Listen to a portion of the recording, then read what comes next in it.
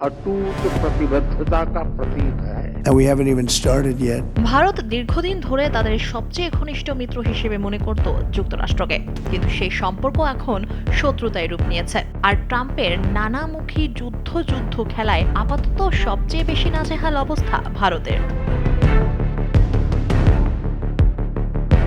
এদিকে ভারতের উপর যুক্তরাষ্ট্র যে কৌশলী বোমা নিক্ষেপ করেছে তাতে পাকিস্তানে চলছে উল্লাস। ভারতের জন্য শুল্ক হার 50% করার পর বিষয়টা ভয়ঙ্কর ধাঁচের বোমা নিক্ষেপের মতো ব্যাপার হয়ে দাঁড়ালো। স্বভাবতই ভারতের এই নাজুক অবস্থায় পাকিস্তান জুড়ে সুখের অনুভূতি বইছে বলেই মনে করছেন বিশ্লেষকরা। নয়াদিল্লির ওপর যুক্তরাষ্ট্রের ক্ষোভের বড় কারণ রাশিয়া থেকে তেল আর অস্ত্র কেনাকাটাই। এছাড়া ভারতের বাজারে যুক্তরাষ্ট্রের পণ্য প্রবেশ আরও উদার অবস্থা দেখতে চেয়েছিল যুক্তরাষ্ট্র, কিন্তু ভারত এসব ব্যাপারে সহজে ছাড় দেওয়ার পাত্র নয়। রাশিয়া থেকে তেল আমদানির পক্ষে সম্প্রতি ভারতের পররাষ্ট্র মন্ত্রণালয় এক বিবৃতিও প্রকাশ করে। তারই পাল্টা পদক্ষেপ হিসেবে যুক্তরাষ্ট্রের বাজারে তাদের রপ্তানি পণ্যে শুল্ক হার 50% করেছে। এই ঘোষণা ভারত জুড়ে হতবিহ্বল অবস্থান তৈরি করেছে। এর জন্য অবশ্য বিজেপি সরকার কম দায়ী নয়।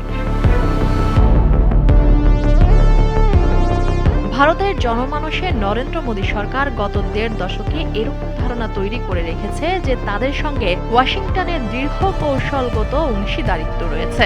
এমনও বলা হয়েছে, চীনকে মোকাবিলায় যুক্তরাষ্ট্রের সব সরকার ভারতকে চায় এবং সেই বন্ধুত্বের ভালো মূল্য দিতেও প্রস্তুত তারা।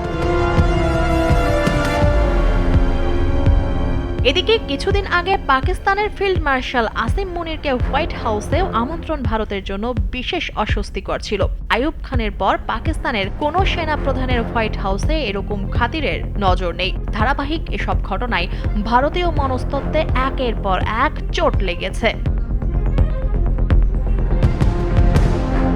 তার আগে যুদ্ধবন্ধে ট্রাম্পের হস্তক্ষেপ আর কাশ্মীরের ভাগ্য নির্ধারণের মধ্যস্থতায় যুক্তরাষ্ট্রের আগ্রহ প্রকাশে পাকিস্তানের নীতি নির্ধারকদের উচ্ছ্বাস গোপন নেই এখন। গত জুনে সেনাপ্রধান মুনির ট্রাম্পকে নোবেল পুরস্কার দেওয়ার পক্ষেও মতামত দিয়ে ফেলেছেন। প্রশ্ন উঠতে পারে, যুক্তরাষ্ট্র, ভারত আর পাকিস্তানের মধ্যকার কূটনৈতিক ত্রিভুজে এরকম ওলটপালট ঘটছে কেন? এদিকে গণচীনের সীমান্তবর্তী কাচিনের জনসংখ্যার 2/3 খ্রিস্টান ও প্রচুর চার্চ আছে এখানে। যুক্তরাষ্ট্র হয়তো এখন মনে করছে এসব অঞ্চলকে পুরোপুরি চীনের প্রভাবে ছেড়ে রাখা এক অর্থে চীনকে নিরুদ্বেগ রাখা। কাচিনের খনিজ পেতে ওয়াশিংটন KIA ও কেন্দ্রের সামরিক জান্তা উভয় পক্ষের কাছেই প্রস্তাব পাঠিয়েছে।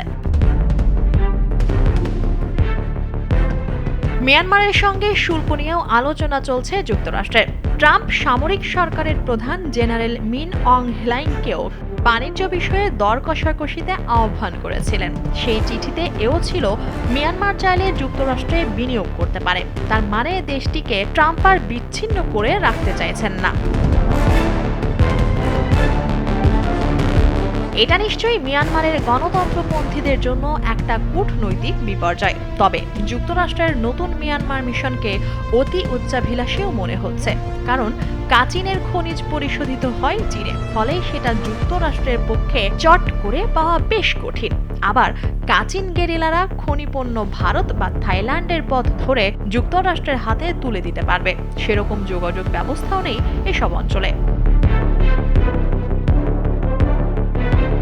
মোদী সরকার অবশ্য বলছেন, ট্রাম্পই পুরো আমেরিকা নয়, বরং সম্পর্কের ওপর বর্তমানে কালো ছায়া দীর্ঘস্থায়ী নাও হতে পারে। তারা রাশিয়া থেকে কেনাকাটা কমাবে না বলেও জানাচ্ছে, কিন্তু যুক্তরাষ্ট্র বলছে রাশিয়া থেকে তেল কেনা মানে ইউক্রেন যুদ্ধে মস্কোকে সহায়তা করা।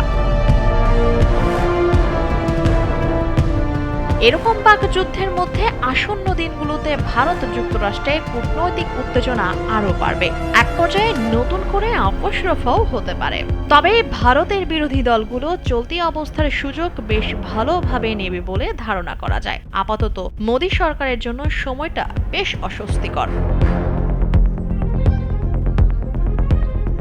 পাকিস্তানের বিরুদ্ধে যুদ্ধে নিজেদের তাড়াতাড়ি গুটিয়ে আনতে বাধ্য হয়ে বিজেপি তাদের জনসমাজের ক্ষুব্ধ ক্ষুধার কাছে বেশ হেনস্থা হয়েছে ইতিমধ্যে। আর এখন ট্রাম্প পরোক্ষে বিজেপিকে রাজনৈতিক অর্থনৈতিকভাবেও মুশকিলে ফেলেছেন শুল্ক হার অবিশ্বাস্য উচ্চতায় নিয়ে। নতুন কি কূটনৈতিক চাল ট্রাম্পের মাথায় ঘুরপাক খাচ্ছে সেটা এখন দেখার বিষয়।